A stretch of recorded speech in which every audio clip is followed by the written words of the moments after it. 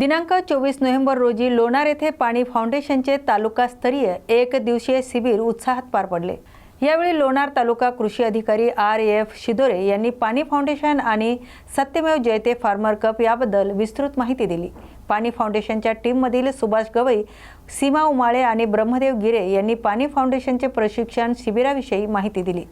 त्यांनी शेतकऱ्यांना उत्पादन खर्च कमी करून उत्पादन कसे वाढवायचे याबद्दल मार्गदर्शन केले आणि या महत्त्वपूर्ण प्रशिक्षण शिबिरात सहभागी होण्याचं आवाहन केले। या कार्यक्रमाला पाणी फाउंडेशनची टीम, कृषी विभाग टीम लोणार तसेच तालुक्यातील अनेक शेतकरी मोठ्या संख्येने उपस्थित होते। या बातमीचा आढावा घेतलाय आमचे प्रतिनिधी रघुनाथ आघाव यांनी। पाणी फाउंडेशन प्रस्तुत वॉटर कप स्पर्धा या ठिकाणी आज लोणारमध्ये पाणी फाउंडेशनची टीम आलेली आहे। त्यांच्याकडून आपण या टीमचं काम काय आणि पाणी फाउंडेशन म्हणजे शेतकऱ्यांना कशा प्रकारे मार्गदर्शन करतात याबद्दल आपण सविस्तर माहिती त्यांच्याकडून जाणून घेणार आहोत। नमस्कार। सध्या पाणी फाउंडेशन महाराष्ट्रामध्ये फार्मर कपच्या माध्यमातून गटशेतीवरती काम करते आहे आणि या चळवळीचा मुख्य उद्देश असा आहे की शेतकऱ्यांनी एकत्र येऊन तंत्रशुद्ध पद्धतीने शेती करून आपला उत्पादन खर्च कमी करणं आणि कमी उत्पादन खर्चामध्ये तंत्रशुद्ध पद्धतीने शेती करून आपलं उत्पादन वाढवणं या उद्देशावरती आम्ही महाराष्ट्रात काम करतोय। हे काम गेली 3 वर्ष झाले आम्ही महाराष्ट्रातल्या 46 तालुक्यात करत होतो। आता 2000 खरीप 26 हंगामापासून महाराष्ट्रातल्या 351 तालुक्यासाठी ही स्पर्धा खुली असेल, ज्याच्यामध्ये गटाने शेतकऱ्यांनी या स्पर्धेमध्ये सहभागी व्हायचं आहे। तंत्रशुद्ध पद्धतीने ज्ञानामध्ये येऊन आपल्या शेतीचा उत्पादन खर्च कमी करून उत्पादनात वाढ करत या स्पर्धेमध्ये जे बक्षिसं ठेवलेली आहेत ती जिंकण्याची संधी आणि गटाला पुढे जाण्याची संधी या स्पर्धेच्या निमित्तानं उपलब्ध होणार आहे। आणि या चळवळीमध्ये सगळ्यात महत्त्वाचं कृषी विभाग, उमेद विभाग, माविम, पोकरा या सगळ्या शासकीय यंत्रणांचा सुद्धा या सगळ्यांना पाठिंबा आहे। या स्पर्धेची सुरुवात कधी झाली? या स्पर्धेची सुरुवात तशी 2022 पासून झालेली आहे, जी 46 तालुक्यांपुरती मर्यादित होती।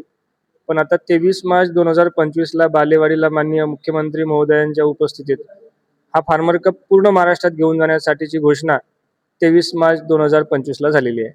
ही संकल्पना सुरू कोणी केली आणि ही संकल्पना सुरू करण्याचा उद्देश काय? ही संकल्पना actually Sahyadri agro farmer producer company जी आहे, विलासजी शिंदे, जे गटशेतीमधलं भारतातलं सध्या सर्वोच्च रोल मॉडेल आहे, त्यांच्यापासून प्रेरणा घेत आमच्या फाउंडेशनचे संस्थापक आमिर खान आणि आमची सगळी टीम यांच्या माध्यमातून ही संकल्पना प्रत्येक गावापर्यंत घेऊन आम्ही जातोय।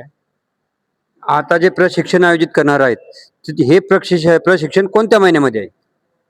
सध्या फार्मर कप 26 साठी गावोगावी जनजागृती करण्याच्या अनुषंगाने कृषी विभागाच्या माध्यमातून शेतकऱ्यांचं मोबिलायझेशन मीटिंग चालू आहे आणि हा झाल्यानंतर जानेवारी ते एप्रिल महिन्यामध्ये शेतकऱ्यांचे निवासी 3 दिवसीय जे प्रशिक्षण आहेत, जे या फार्मर कप स्पर्धेचा शुभारंभ असेल प्रशिक्षण म्हणजे ते जानेवारी ते एप्रिल महिन्यामध्ये राहील।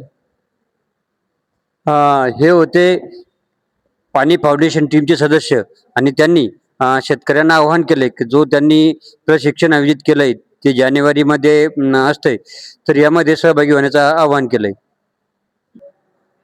नमस्कार। सध्या लोणारमध्ये पाणी फाउंडेशनची टीम ज्यांनी वॉटर कप स्पर्धेचं आयोजन केलंय ते सध्या लोणारमध्ये आले आहेत आणि मी त्यांच्यासोबत आहे। आपल्यासोबत आहेत कृषी अधिकारी शिदोरे साहेब, त्यांच्यासह ही पाणी फाउंडेशनची टीम आणि यांच्याकडनं आपण हा पाणी फाउंडेशन सुरू करण्याचा उद्देश आणि याचे फायदे याबद्दल आपण जाणून घेणार आहोत। नमस्कार। आज लोणार येथे एक प्रशिक्षण आयोजित करण्यात आलं होतं, ज्या ठिकाणी आपली पाणी फाउंडेशनची आणि कृषी विभागाची संपूर्ण टीम या ठिकाणी आहे। आणि पाणी फाउंडेशनचा जो काही मुख्य उद्देश हाच आहे की बा आपल्या शेतकऱ्यांचं जे काही उत्पादन आहे हे उत्पादन कसं वाढेल आणि उत्पादनावरला जो काही खर्च आहे हा खर्च कसा कमी करता येईल, यासाठी पाणी फाउंडेशन, कृषी विद्यापीठ, कृषी विभाग यांच्या वतीने गेल्या 2022 पासून फार्मर कपच्या नावाने एक स्पर्धा घेऊन महाराष्ट्रामध्ये काम करत आहेत। आणि या माध्यमातून आम्ही पाहिलं आहे की शेतकऱ्यांनी एकत्रित येत यावरती मार्ग काढत त्यांनी जो काही शेतीवरला उत्पादन खर्च आहे आणि त्यांचं जे काही उत्पादन आहे हे वाढवून त्या ठिकाणी त्यांनी दाखवलेलं आहे। तर यासाठी त्यांना कृषी विद्यापीठ असेल, कृषी विभाग असेल, ह्या संपूर्ण जे काही यंत्रणा आहे या यंत्रणेची खूप त्या ठिकाणी मदत मिळालेली आहे। आणि पाणी फाउंडेशनची देखील एक चळवळ ही या चळवळ आता या दिशेनं खूप मोठ्या प्रमाणामध्ये काम करत आहेत आणि यातून शेतकऱ्यांचं उत्पादन जो काही आहे हे वाढलेलं आहे आणि उत्पादन खर्च देखील शेतकऱ्यांचा जो आहे तो कमी झालेला आहे या ठिकाणी आम्हाला दिसून येत आहे. आणि त्यामुळेच आता जे काही याआधी पाणी फाउंडेशन फक्त 46 तालुक्यांमध्ये फार्मर कपचं काम करत होती, तर हे यश पाहता आणि मागील काही दिवसांचा जो काही अनुभव होता, या अनुभवाच्या आधारे महाराष्ट्र शासनाचे आपले जे काही मुख्यमंत्री महोदय आहे, तर यांनी देखील एक घोषणा केली की आता 46 तालुकेच नव्हे तर संपूर्ण महाराष्ट्रातील जे काही 351 ग्रामीण तालुके आहेत, या 351 ग्रामीण तालुक्यांमध्ये देखील हे चळवळ वाढावी यासाठी कृषी विभाग, कृषी विद्यापीठे आणि पाणी फाउंडेशन यांच्या विद्यमानाने आता एक मोठी चळवळ या महाराष्ट्रामध्ये गटशेतीची उभी राहणार आहे, ज्यातून शेतकरी हे निश्चितच आपला उत्पादनावरील जो काही खर्च आहे हा कमी करून आपलं उत्पादन त्या ठिकाणी ते वाढवतील यात काही शंका नाही. नक्कीच पाणी फाउंडेशनचा महाराष्ट्र दुष्काळमुक्त करण्याचा जो उद्देश आहे तो नक्कीच यशस्वी होईल. आणि रघुनाथ आगाव, साधना न्यूज, लोणार बुलढाणा. संग्रामपूर तालुक्यातील काकणवाडा येथील वाण नदीपात्रात 24 नोव्हेंबर रोजी दुपारपासून सायंकाळपर्यंत एक बिबटे दिसून आल्याने शेतकरी, शेतमजूर आणि नागरिकांमध्ये मोठी भीतीचं वातावरण निर्माण झालंय. सध्या खरीप कापूस वेचणी आणि रब्बी हंगामातील गहू, हरभरा पेरणीची कामे सुरू असल्याने शेतीच्या कामासाठी जाणे आवश्यक असताना बिबट्याच्या भीतीने सर्व नागरिक भयभीत झाले आहेत. या घटनेची माहिती मिळताच जळगाव वन परिक्षेत्र अधिकाऱ्यांच्या मार्गदर्शनाखाली वन कर्मचाऱ्यांनी घटनास्थळी भेट देऊन कॅमेरे लावलेत, तर ग्रामपंचायतीच्या वतीने गावात दौंडी देऊन नागरिकांना सतर्क राहण्याचं आणि योग्य ती काळजी घेण्याचं आवाहन करण्यात आलंय. या बातमीचा आढावा घेतलाय प्रतिनिधी सचिन पाटील यांनी.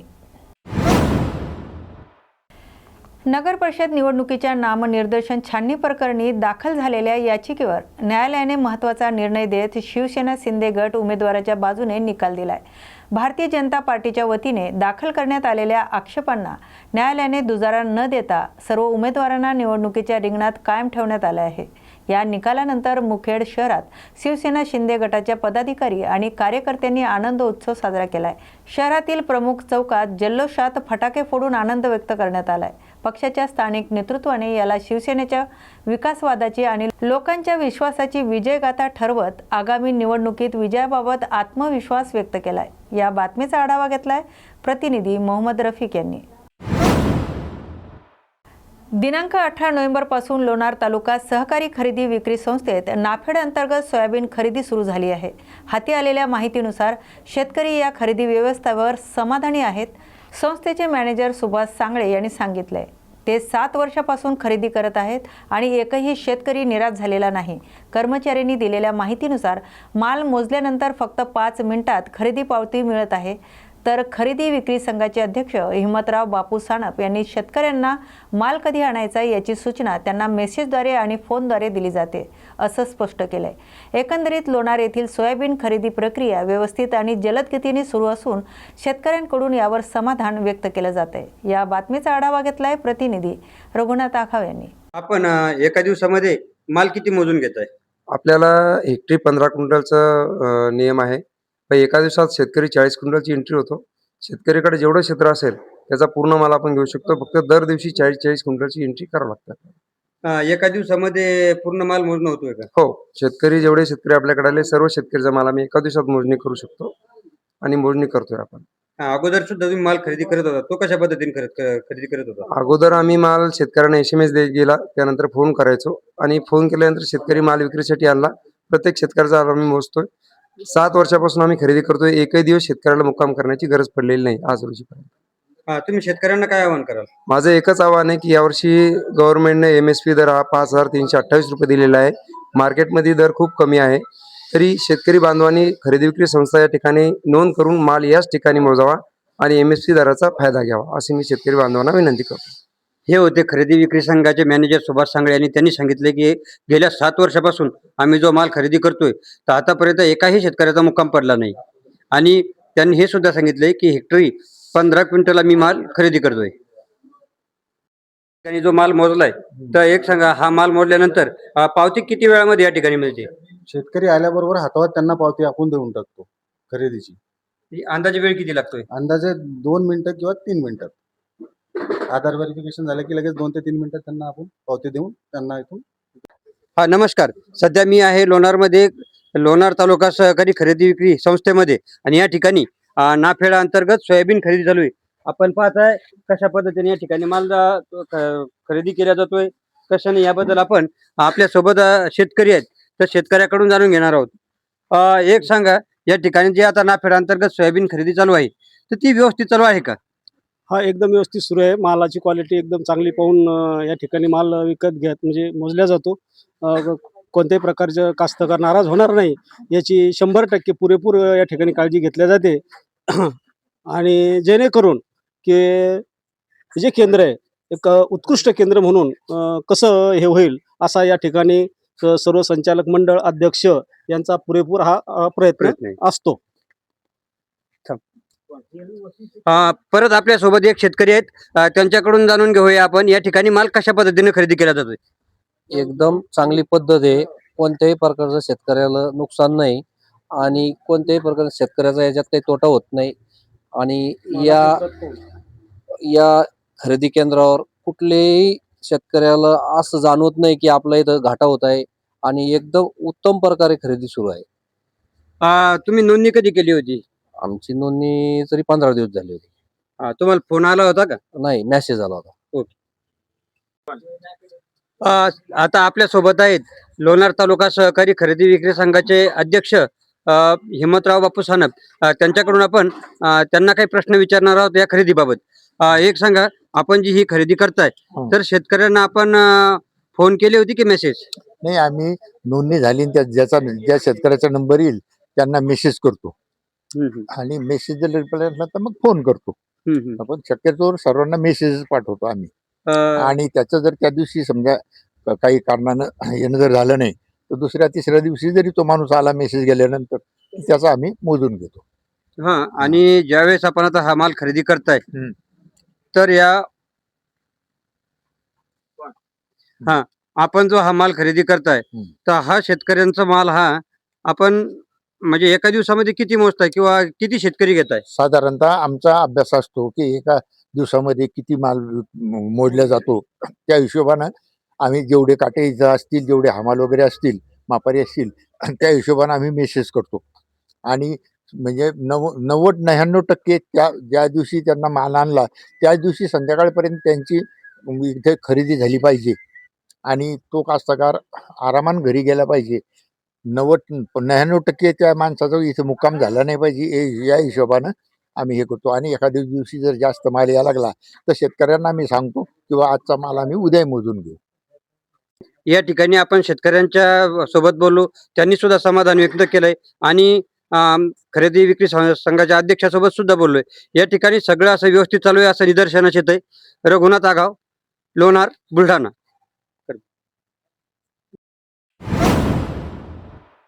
जालना जिल्ह्यातील अंबड येथील भारतीय जनता पार्टीचे नगर परिषद निवडणूक प्रचार कार्यालयाचे उद्घाटन माजी केंद्रीय रेल्वे राज्यमंत्री रावसाहेब पाटील दानवे यांच्या हस्ते पार पडले.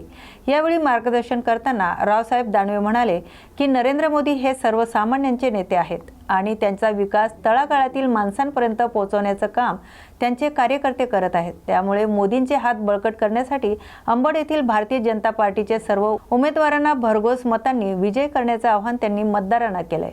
या प्रसंगी त्यांनी माजी मंत्री आणि आमदार बबनराव लोणीकर यांच्यासोबतच्या मैत्रीचा उल्लेख जय आणि वीरू असा करत त्यांनी दोस्ती कधीही न तुटणारी असल्याचे स्पष्ट केले. कार्यकर्त्यावरून असलेले मतभेद आता संपले असून आगामी काळात जालना जिल्हा परिषद आणि जालना महानगरपालिकेवरील भाजपचा भगवा ध्वज फडकवणार आहे असा आत्मविश्वास रावसाहेब पाटील दानवे यांनी व्यक्त केलाय. आज भारतीय जनता पक्षाच्या निवडणूक प्रचार कार्यालयाचं अंबडला उद्घाटन होतं. या उद्घाटनाच्या निमित्तानं मी बबनराव नारायण कुचे, विलास बापू खरात या ठिकाणी आलो आणि आज कार्यालयाचं उद्घाटन केलं. प्रचार कार्यालयाच्या उद्घाटनानंतर जाहीर सभेमध्ये लोकांच्या चेहऱ्यावरून, त्यांच्या बोलण्यावरून आमचं असं लक्षात आलं की काळ्या दगडावरची पांढरी रेघ सूर्यप्रकाशापेक्षा स्वच्छ आहे. या ठिकाणी भारतीय जनता पक्ष विजयी झाल्याशिवाय राहणार नाही हे आम्हाला आजच्या या सभेतून दिसून आलं. आणि मला असं वाटतं की तुम्ही जो प्रश्न विचारला की तुम्ही तिसऱ्यांदा एकत्र आले नाही, आम्ही आता कायम एकत्र आलो. आणि एकत्र आलो ते पार्टीसाठी आलो. आम्ही अनेक वेळ सांगितलं की आमचा वाद नव्हता. ज्यावेळेस निवडणुका होत्या तेव्हा माझा लोकसभा वेगळा आणि बबनरावचा लोकसभा वेगळा. बबनराव असं वाटत होतं की माझ्या विधानसभेमध्ये जिल्ह्याचे पद भेटले पाहिजे, जिल्हा परिषदेचे, आणि मला वाटतं की माझ्या लोकसभेमध्ये पद भेटले पाहिजे. अर्थामध्ये हा वाद राज्यात सगळ्याच राजकीय पक्षामध्ये, त्यातून थोडाफार आमचा तणाव होता. भांडण आमचं नव्हतं, भांडण कार्यकर्त्यासाठी होतं. आमच्या निवडणुकीत आमचं मिटलं नाही, पण कार्यकर्त्याच्या निवडणुका आहेत आणि आम्ही दोघंही ज्येष्ठ आहेत.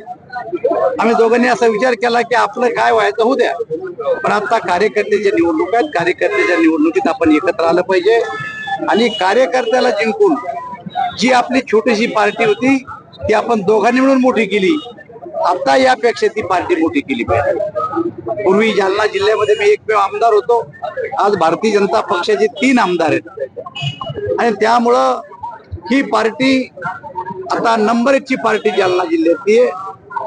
मागच्या काळात 23 जिल्हा परिषदेचे मेंबर एक आमचे असून सुद्धा सर्व राजकीय पक्ष एकत्र आले आणि त्यांनी आम्हाला बाजूला ठेवून जिल्हा परिषदेची सत्ता हस्तगत केली.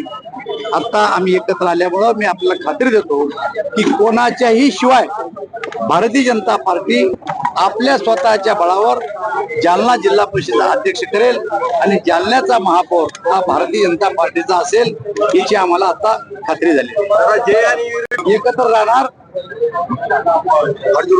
तुम्ही तिघं एकत्र आल्यामुळे तुम्हाला असं वाटतंय का की आपली पार्टी आता घट्ट झालेली आहे आणि कुणाला याचा त्रास झाला?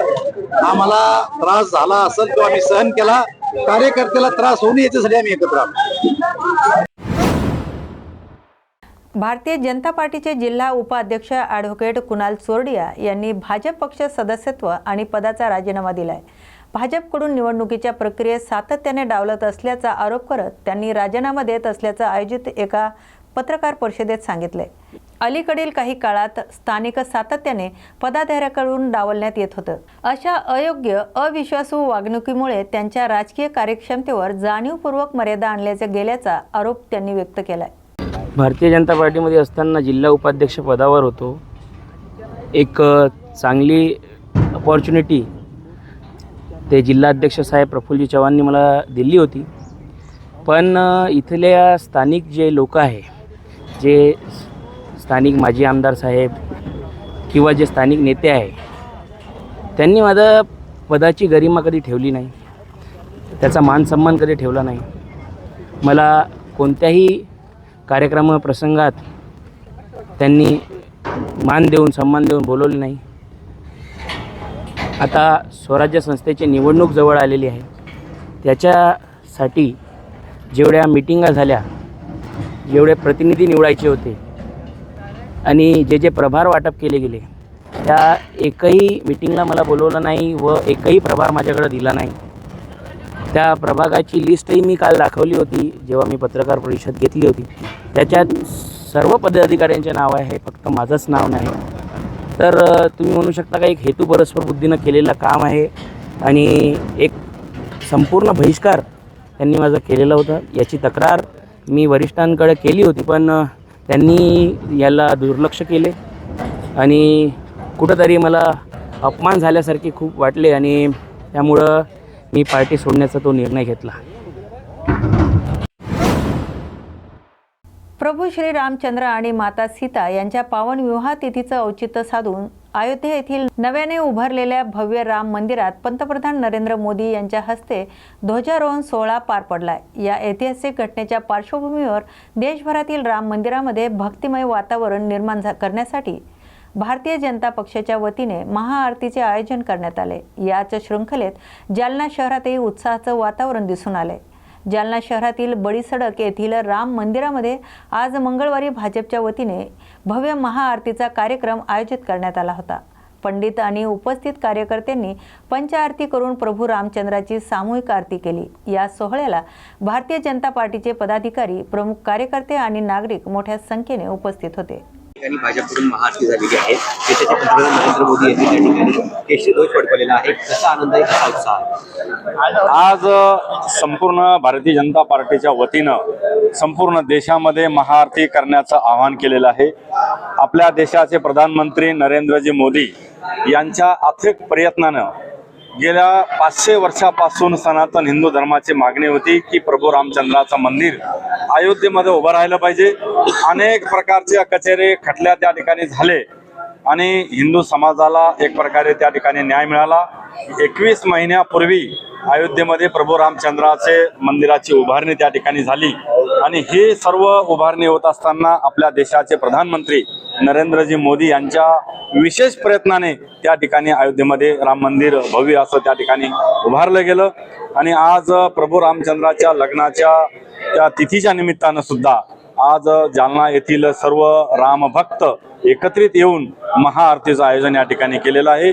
भारतीय जनता पार्टीच्या वतीनं हे आयोजन करण्यात आलं होतं आणि संपूर्ण जालनेकरांना आज या बडीसडकवरील राम मंदिरामध्ये येऊन एक भव्य अशी जनजागृती करून आज या आरतीचं नियोजन करून मोठ्या उत्साहाच्या वातावरणामध्ये आज या आरतीचं या ठिकाणी पार पडलेले आहे.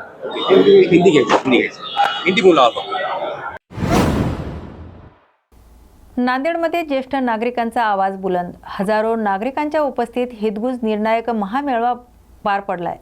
स्थानिक स्वराज्य निवडणुकीच्या पार्श्वभूमीवर ज्येष्ठ नागरिकांनी आपलं मत मांडण्यासाठी नांदेड शहरात हितगुज महामेळाव्याचं आयोजन करण्यात आलं होतं. नवीन कौठा लंगर साहेब गुरुद्वार डेरा विमान बिल्डिंग येथे झालेल्या या मेळाव्यात शेकडो नव्हे तर हजारो ज्येष्ठ नागरिक सहभागी झाले.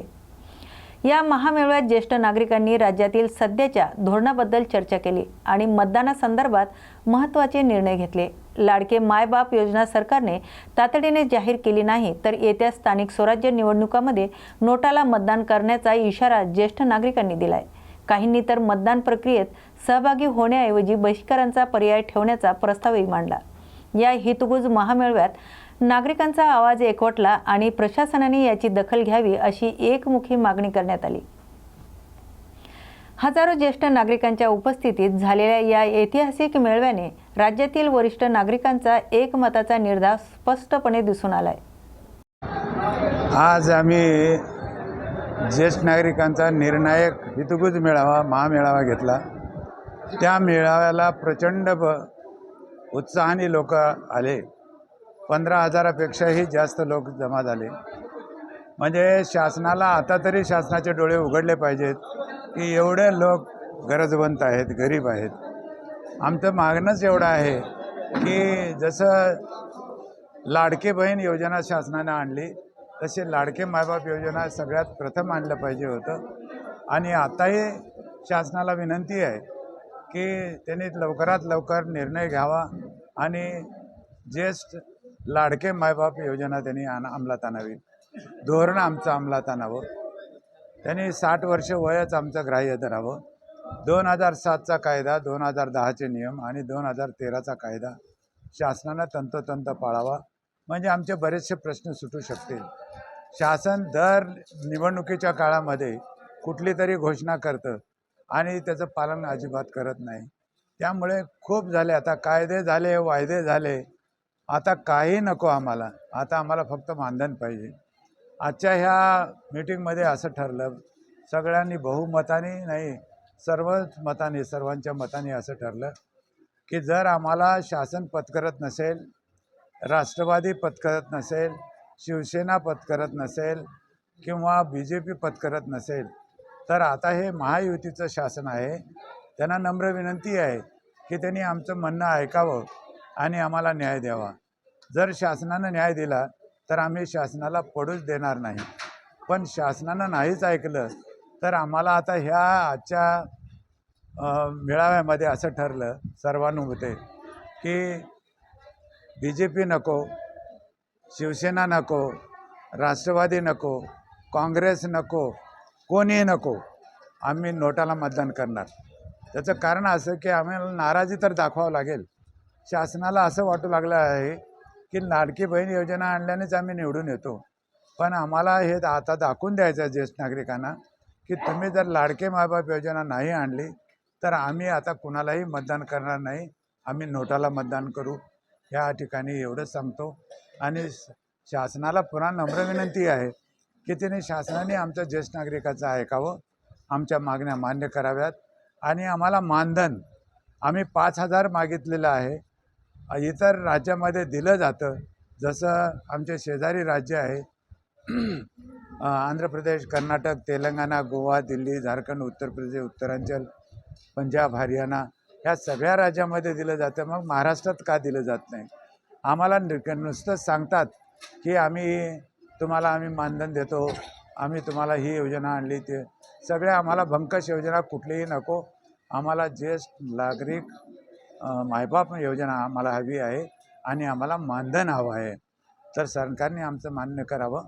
आम्ही या सरकारला कधीही पडू देणार नाही, अन्यथा आम्ही कुणालाही मतदान करणार नाही, नोटाला मतदान करू. धन्यवाद. सिंदखेड राजा नगर परिषद निवडणुकीच्या पार्श्वभूमीवर 24 नोव्हेंबर रोजी प्रचाराचा भव्य शुभारंभ करण्यात आलाय. या कार्यक्रमाची सुरुवात श्री रामेश्वर महाराजांच्या कृपेने तसेच राष्ट्रमाता जिजाऊ माँसाहेब, अहिल्याबाई होळकर, महात्मा फुले आणि डॉक्टर बाबासाहेब आंबेडकर यांच्या प्रतिमांना पुष्पहार अर्पण करून झाली. न्यूज मराठी 24/7शी बोलताना शेतकरी नेते दिलीप भाऊ चौधरी यांनी मतदारांना एकजूट राखण्याची कळकळीचं आवाहन केले. मतदारांमध्ये फूट पडल्यास शहराच्या आणि शेती विकासाचा वेग मंदावेल असं मत त्यांनी स्पष्ट केले. पाणी पुरवठा, रस्ते, बाजार व्यवस्था आणि शेतकऱ्यांच्या मूलभूत समस्या सोडवण्यासाठी मतदारांची एकसंघता अत्यंत आवश्यक आहे. त्यामुळे सर्वांनी जागरूकपणे मतदान करावे अशी विनंती दिलीप चौधरी यांनी केली आहे. या बातमीचा आढावा घेतलाय प्रतिनिधी बालाजी सोसे यांनी. नमस्कार, मी बालाजी सोसे, सिंदखेड तालुका प्रतिनिधी. आपण आज सिंदखेड नगरीमध्ये सिंदखेड नगरीचे अपक्ष उमेदवार दिलीप भाऊ चौधरी यांच्याशी आपण बोलणार आहे. त्यांनी या सिंदखेड नगरीतील शेतकऱ्यांसाठी आणि या ठिकाणी मतदारांसाठी काय संदेश देणार आहे, आपण त्यांच्याशी या ठिकाणी बोलण्याचा प्रयत्न करू. भाऊ, आपण ज्या आता इलेक्शन लढत आहे या ठिकाणी जनतेला तुम्ही काय संदेश देणार आहे? सिंदखेड नगर परिषद निवडणूक सुरू आहे आणि या निवडणुकीच्या माध्यमातून जे काही अपप्रचार होते, या अपप्रचाराला जनतेने पळू नये आणि समाजासाठी, जनतेसाठी मी खूप काही आर्थिक नुकसान सहन केले आहे, तेव्हा जनतेने सुद्धा मतदानाच्या स्वरूपात विकू नये. कारण मतदान विकणे म्हणजे आपला स्वाभिमान, इमान गहाण ठेवून त्या उमेदवाराला 5 वर्षाच्या लूटमारीसाठी सत्तेचे कुराण मोकळे करून देणे. निवडणूक कोणतीही असो, ही नैतिकतेच्या आणि विकासाच्या बळावर व्हायला पाहिजे. परंतु तसे न होता ननिवडणूक ही आपल्याला मतदान किती लागेल, त्यासाठी खर्च किती येईल, या हिशोबाच्या गोळाबेरजेवर होते, ते चुकीचं आहे. या सिंदखेड नगरीचे जे मतदार आहे, हे मतदार जवळपास 80% मतदार हा शेतकरी आहे. पुढील 5 वर्षासाठी आपण शेतकऱ्यांसाठी आणि या मतदारासाठी संदेश काय देणार आहे? मतदाराला माझा संदेश एक आहे की मतदान करणं हे आपलं कर्तव्य आहे. आपण कोणावर उपकार करत नाही, म्हणून हे कर्तव्य बजावत असताना प्रामाणिकपणे आणि निस्वार्थीपणे बजावावे. निवडणुकीच्या 1-2 दिवस अगोदर खूप काही वातावरण बदलत असतं. घरात खूप काही आर्थिक समस्या निर्माण होतात आणि घरात आर्थिक समस्या आल्या की सर्वसामान्य जनता ही खूप साधी आहे आणि भोळी आहे, त्यांचे मन बदलून जातात. मग अशा वेळेस ते आपल्या मताची वाटणी करतात. 2 मतदार असले तर या अर्धे मतदान त्याला, अर्धे मतदान त्याला, ही जी मताची वाटणी करतो आपण, तर आपल्या विकासाची वाट लागून जाते. म्हणून जनतेला माझा एक संदेश आहे की तुम्ही मतदान कोणालाही करा, जो आवडेल त्याला. आपल्या मताची वाटणी न करता तुम्हाला जो आवडेल, फुलेशाह आंबेडकर विचारांच्या लोकांना प्राधान्य द्या. तुम्हाला जो आवडेल त्याला घरातील संपूर्ण मतं एका उमेदवाराला द्यावे, हा माझा या ठिकाणी जनतेला संदेश असणार आहे. आणि निश्चित हा जनतेचा संदेश या निवडणुकीत पाळील अशी मला आशा आहे. दिलीप भाऊ यांचं म्हणणं आहे की मतदान एकाच उमेदवाराला द्या, मतदानाची विभागणी होऊ देऊ नका. मी बालाजी सोसे, सिंदखेड तालुका प्रतिनिधी, न्यूज मराठी 24. दिवंगत डॉक्टर गौरी गर्जे यांच्या आई अलकनंदा गर्जे यांची पत्रकार परिषद पार पडली. यावेळी माझ्या मुलीने आत्महत्या केली नाही तर तिची हत्या करण्यात आली आहे असं सांगताना त्यांनी बऱ्याच मुद्द्यावर वाच्यता केली. जाणून घेऊयात त्यांच्याकडूनच. मला संध्याकाळी 7 वाजता मोबाईल फोन आला मला फोन आला आणि डायरेक्टली बोलला तो की मी गौरी गेली म्हणून. मी म्हटलं कुठं काय झालं? म्हणे की तिने फाशी घेतली आणि मी इथे मड्यासमोर उभा आहे. डायरेक्ट मला त्याचा फोन आला 7 वाजता. मी म्हटलं खरं सांगा कुठे आहेत काय? नाही म्हणे मी इथंच आहे आणि असं असं झालेलं आहे 7 वाजता. आणि विशेष म्हणजे मला म्हणायचं की आत्महत्या नाहीच आहे, ती हत्याच केलेली आहे. हत्याच केलेली आहे ती तिघांनी केलेली आहे. शीतल गर्जे, अनंत गर्जे आणि अजय गर्जे. आणि आम्ही नसताना पोरीला हॉस्पिटलमध्ये घेऊन आला. हा एकटा आणू शकत नाहीये. त्याला सोबत कुणी ना कुणी पाहिजे. त्याच्यामुळे ते तिघांनी सोबत घेऊन आले हॉस्पिटलमध्ये. आम्ही ज्यावेळेस पोहोचलो त्यावेळेस पोरगी नायरच्या PM पोस्टमॉर्टमच्या रूममध्ये होती.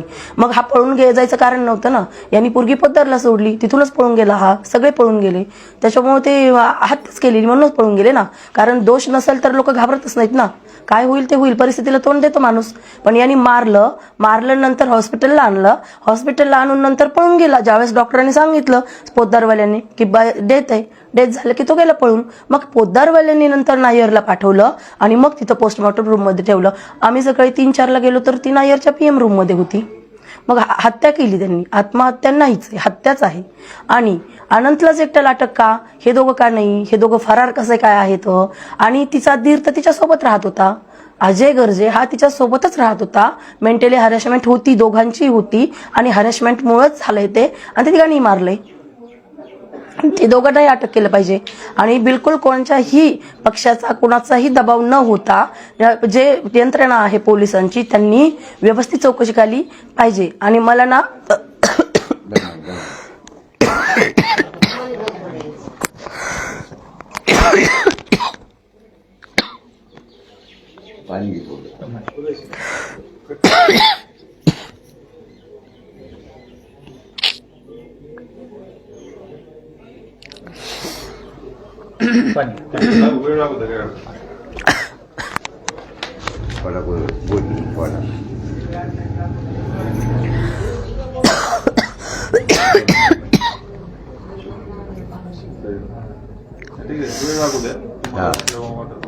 दमून बोलायचं ते एकदम ध्यान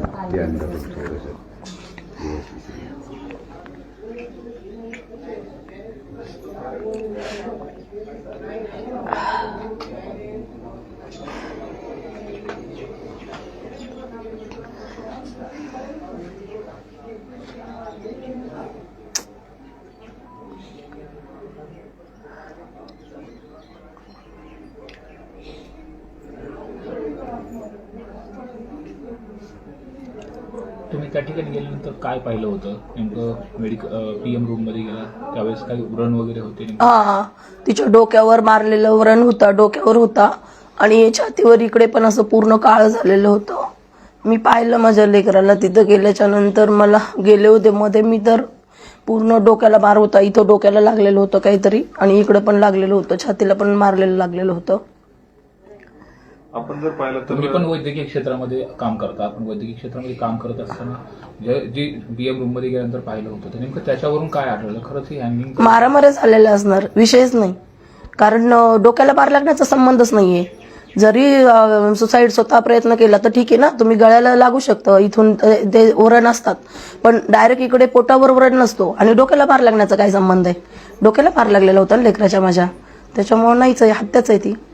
विशेष नाही. काय मागणी असणार आहे आणि एकूण जो आक्षेप आहे नेमका कुठल्या गोष्टीवरती तुमचा आक्षेप आहे? आणि राज्य सरकार असेल, विरोधी पक्ष असेल, यांना नेमकं म्हणणं काय आहे की या संपूर्ण प्रकरणाच्या अनुषंगाने कशी चौकशी झाली पाहिजे, कुणाकुणाची चौकशी झाली पाहिजे आणि काय यात कलम वाढवले पाहिजे? SIT तपासणी झाली पाहिजे. SITच्या मार्फत SITनेच खरोखर तिला न्याय भेटणार आहे. कारण हे बाकीचा माझा विश्वासच नाहीये. कारण त्या आनंदचे 2 मोबाईल असताना एकच मोबाईल जप्त केलेला आहे, एक मोबाईल त्याच्याकडे जप्त केलेला नाहीये. आणि पारदर्शकता काहीच नाहीये. काय तुमचं काय 2-3 दिवस झाले ना हे होऊन, सगळं काहीच नाहीये. कोण काय करतंय, कोण काय करत नाही, काहीच नाही. SIT शिवाय कळणारच नाही आपल्याला काय होणार आहे ते. आणि हे 3 आरोपी इथं. त्याच्यामुळे 3घांनाही शिक्षा व्हायलाच पाहिजे. कारण मी माझी लेकरू शिकवलं, डॉक्टर केलं, एवढं मोठं इतकं सुंदर लेकरू कशातच कमी नसताना ह्या हरामखोरांनी जीवच मारले. आणि त्यांना शिक्षा फाशीच व्हायला पाहिजे, विषयच नाही. SITनेच तपासणी करायची. मला बाकी काहीच म्हणायचं नाही, काहीच. एक आई म्हणून साहजिक महाराष्ट्राची लेख गेली, त्यामुळे सगळ्यांना तो संताप आहे की आरोपीला कठोर शासन झालं पाहिजे. पण तुम्हाला या अगोदर तिने कधी सांगितलं होतं की असं होतंय, हे होतंय, किंवा टॉर्चर केलं जातंय, मारहाण केली जाते? हा, खूप. अनंतने मारलं की सांगायची गौरी की तो मारतो म्हणून. खूप.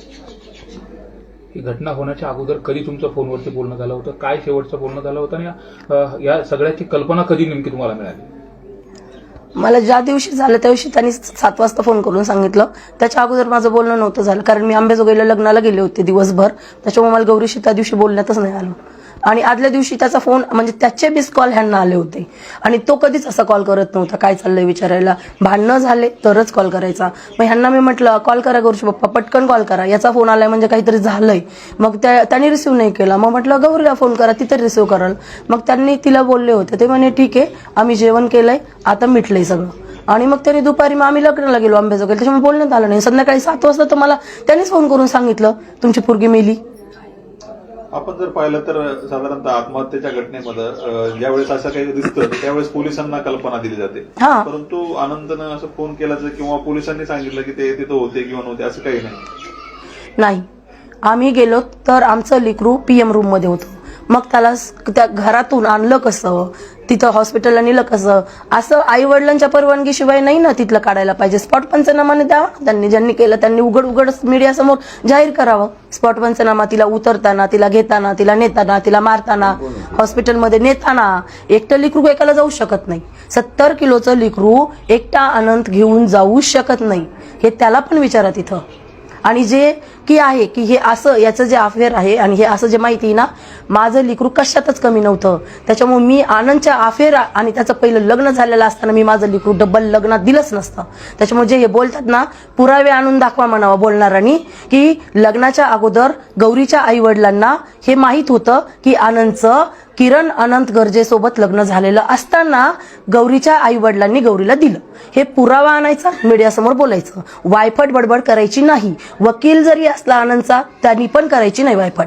त्याला पण लेकबाळ असन, तुझी लेक जावा तुझा जावाई मारून टाकील ना, त्यावेळेस तू हे बोलायचं. माझी लेक नाही तशी. माझी लेकरला त्यांनी मारलं, त्यांनी म्हणजे त्याच्या बहिणीने मारलं, त्याच्या भावाने मारलं, त्यांनी मारलं, तिघांनी मिळून मारलं. माझी लेक त्यांनी उचलून हॉस्पिटलला नेली. एकटा माणूस कसा उचलू शकतो? 31व्या मजल्यात शिड्यात का कसा गेला? आतून दरवाजा लावलेला होता ना, मग गेला कसा? कोणती खिडकी तिथं जाऊन स्पॉट पंचनामाला सांगा म्हणा, कोणत्या शिडीतून खिडकीत घुसला, खिडकीतून गौरीला काढलं बाहेर? असं कसं? मेली होती ना पोरगी, तू हात कसं काय लावलास? जर तू म्हणतोस, माझ्या तर हिशोबाने तू 100 नाही 101% तूच मारलीस, आणि तू तुझ्या बहिणीने तुझ्या भावानेच मारली. सीसीटीव्ही फुटेजची मागणी करणार? हो, सीसीटीव्ही फुटेज आम्ही सकाळीच ते हे केलंय भोसले सरांना. सीसीटीव्ही फुटेज पाहिजेत आम्हाला. सकाळी 6 वाजल्यापासून दुसऱ्या दिवशी 12 PM रात्रीपर्यंत आम्हाला सीसीटीव्ही फुटेज पाहिजे. मात्र या संपूर्ण प्रकरणामध्ये ज्यावेळेस लग्न झालं होतं त्यावेळेस मध्यस्थी करणारे कोण होते आणि नेमकी फसवणूक नेमकी झाली कशी? सगळी तुमची फसवणूक मध्यस्थी करणारे तर ते ढाकणे म्हणून एक होते, आणि त्याची बहीण होती शीतल गर्जे. शीतल गर्जे होती. शीतल गर्जेनेच फसवलं, कारण तिने काहीच कल्पना दिली नाही. मग याच्याच भावाने सांगितलं माझ्या लेकीला, बाहेर गेले चहा प्यायला तेव्हा, वहिनी माझ्या भावाचं असं असं होतं. मग माझ्या बहिणीने समजून सांगितलं, आणि मग माझा भाऊ तयार झाला. त्यांनी सांगितलं तिला, आम्हाला काय माहिती.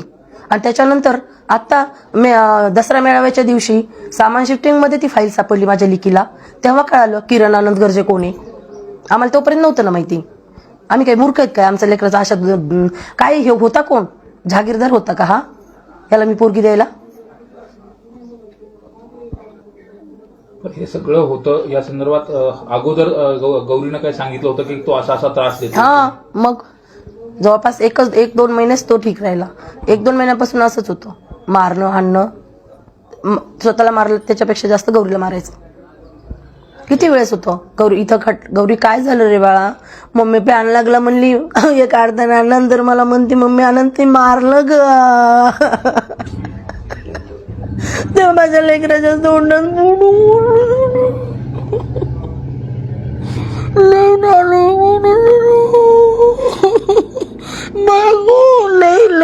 नालायक माणूस आहे. त्याने गौरीला लय मारलं, खूप मारलं. माझं लेकरू सांगायचं 2-4 दिवसाला कॉल झाला की मम्मी असं झालं का, मम्मी तसं झालं का. सगळी घटना झाल्यानंतर पंकजा ताईचा तुम्हाला फोन आला का? नाही. आणि या सगळ्या संदर्भात तक्रार तुम्ही कुणाकडे केली होती का, किंवा त्याच्या आई वडिलांकडे किंवा त्याच्या जवळच्या नातेवाईकाकडे किंवा इतर कोण जे संपर्कात होते? मी कोणाला सांगितलं होतं, कारण गौरी म्हणायची मम्मी सांगू नको, अनंतला खूप राग येतो, अनंतला हे आवडत नाही, अनंतच्या कंप्लेंट केलेला कोणालाही आवडत नाही. गौरीला आता दसरा मेळाव्याच्या दिवशी हे कळलं याचं किरणचं, पण गौरीला अगोदर जरी यांचे मारामाऱ्या झाल्या किंवा मारणं झालं भांडणं झालं तरी ती गौरी कधी कोणाला सांगू दिलं नाही. मी नाही सांगितलं, कारण गौरी सांगूच देत नव्हती, म्हणायची अनंतला आवडत नाही ते सांगितलेलं. पण ती एवढी स्ट्रॉंग होती, हो. एवढं सगळं स्ट्रगल केलं, तिथपर्यंत गेली, एका डॉक्टर करिअर करेपर्यंत एवढा सगळा स्ट्रगलचा पिरियड असतो, एवढं सगळं सहन करून ते असं करेल असं वाटतं? बिलकुल नाही, बिलकुल पण नाही. 10 महिन्यात मी माझ्या लेकराच्या तोंडातनं सुसाईड आणि मरण हे शब्दच ऐकले नव्हते. किती भांडणं झाले तरी, किती मारलं ना अनंतनी, तरीही गौरी कधी अशी बोलली नाही. मी त्याच्यामुळंच मी बोलते की ही गौरी एक करू शकत नाही. हा, ती जर मला बोलली असती का, मान्य होतं की तिच्या मनात होतं, पण ती कधीच बोलली नाही. तुमच्या सगळ्या गोष्टी शेअर करायची ती? हो, मला पण, तिच्या भावाला पण सांगायची. तिच्या भावाला सांगितलं तिने ते हे भेटलेल्या फाईल भेटलेल्या. आता काय मागणी असणार आहे मुख्यमंत्री असतील या सगळ्यांना, आणि जे आरोपी आहेत त्यांना कशी कठोर शिक्षा पाहिजे, नेमकी तुमची भूमिका काय असणार आहे कुटुंबाची? माझं तर लेकरू गेलं, माझ्या लेकराला न्याय भेटला पाहिजे, कारण आता ह्या SIT शिवाय न्यायच भेटू शकत नाही. बाकीचे हे किती चौकशी करतात. आज 2 दिवसात त्यांनी काय दाखवलं, चौकशीमध्ये काय आलंय समोर? काहीच नाही आलं, काहीच नाही. तुम्ही ओपन लोकांना दाखवा, चौकशी करताना ओपन दाखवा की हे मोबाईलमध्ये हे सापडलं, याच्या मोबाईलमध्ये हे, हिच्या मोबाईलमध्ये हे, आणि असा तपास चाललाय. माझा विश्वासच नाही या तपासावर. SIT शिवाय तपासच होऊ शकत नाही. तपासावर दबाव येतो असं वाटतं? हा, विषयच नाही. तपासावर दबाव येतोय म्हणून तर असे पटकन बाहेर रिझल्ट येणार ना, की मला आम्हाला तरी माहित पाहिजे ना काय तिथे चाललंय मुंबईमध्ये, ते आम्हाला तर पाहिजे ना. म्हणजे आज 3 दिवस होऊन तुमचे 2 आरोपी बाहेर येतं, कोणता तपास चाललाय तुमचा? जेवढे आम्ही तिथं नोंदले त्या दिवशी रात्री 1-2 वाजता जे नावं दिले तेवढ्याला तर अटक करा बाबा. त्यातले तुम्ही 2 सोडता. तू वकील, तू कसं सांगू शकतो त्यांचा दोष नाही? तू कसा सांगू शकतो? म्हणजे जो माणूस खून करतोय, मारतोय, तो माणूस 7 वाजता मला फोन केला, आम्ही गेलो त्यावेळेस पोरीपाशी कोणीच नव्हतं. रात्री 1 वाजता तो म्हणतोय मला नाही माहिती, मी पोलिसाकडे गेलो. मग 4-5 तासात त्या माणसाने केलं काय केलं त्यांनी 4-5 तासात? असं नसतंय, हे चुकीचं आहे. तपास पण बरोबर होत नाहीये. मला तिघांनाही सोबतच सजा झाली पाहिजे, तिघांनाही. आणि तिघांनाही फाशी नाही, फाशीपेक्षा 72 लोकांच्या हातात देऊन लोकांनी मारलं पाहिजे, तर दुसऱ्याच्या पुरी अशा मरणार नाहीत.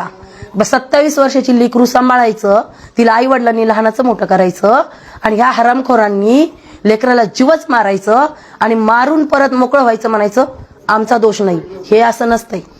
आणि इथं नाही भेटला तो वरचा बरोबर न्याय देतो. वाट बघ म्हणा आनंद गर्जे आणि शीतल गर्जेला. त्यांना लग्न एवढं थाटामाटात केलेलं होतं, स्वप्न सगळी पाहिलेली होती, पण आज ती सगळी पूर्ण कोमेजून गेलेली. याच्या पाठीमागं जो कोणी दोषी असेल त्याला कायदेशीर कारवाई करण्याच्या अनुषंगाने मुख्यमंत्र्यांना काय मागणी?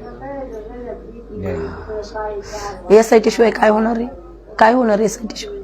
मुख्य आरोपी म्हणजे आता शीतलनीच लग्न जमवलं ना, सगळ्या कामाला शीतलच होती. शीतल बाहेर फिरते. अजय 10 महिने माझ्या मुलीसोबत राहत होता, अजय बाहेर फिरतोय.